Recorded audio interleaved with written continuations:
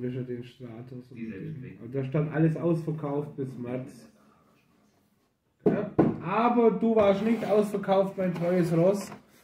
Und ja, ist auch viel massiver wie früher. Jetzt geht's los. Und Schachtel mache ich fertig, aber die bleibt auch. Und das ist der Drache, den Skeletor mal fängt. Das ist hundertprozentig der Drache, den hat er hinten auf der Drachenkämpferrüstung drauf.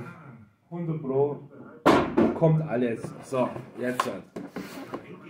Da. Nicht, dass er mir anreißt wie früher. Den musste ich nämlich auch mit Pateks x-mal kleben. Der ist mir auch beim Spielen als Kind abgerissen. Ich hoffe, dass der jetzt nicht hier mit diesem Scheiß. Das finde ich schon ein bisschen übertrieben.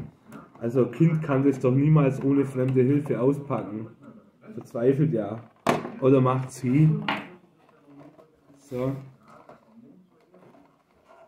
Auf. So, Pferdchen.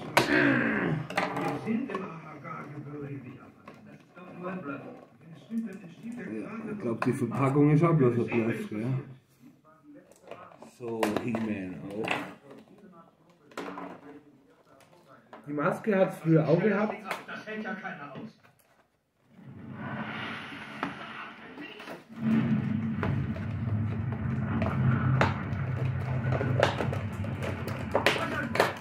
Irgendwo hängt es, ne?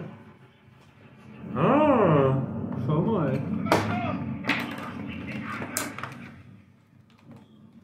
Oh, sogar mit Gatter. Ui, mit Gatter. Ja, wie süß. Gab es natürlich früher nicht auch diese Aufbauten. Oder diese. Ja, geht doch.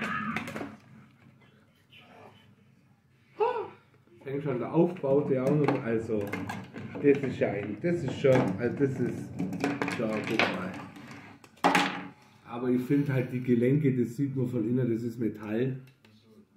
Ja, kannst du. Früher war das halt fest montiert so. Ein Fuß so und irgendwie so, ja, und dann hat man halt so spielen müssen.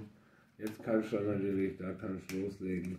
Und bei so einer Aktion früher ist mir der Schwanz abgebrochen und dann mit Patex, dann war halt nichts mehr mit bewegen.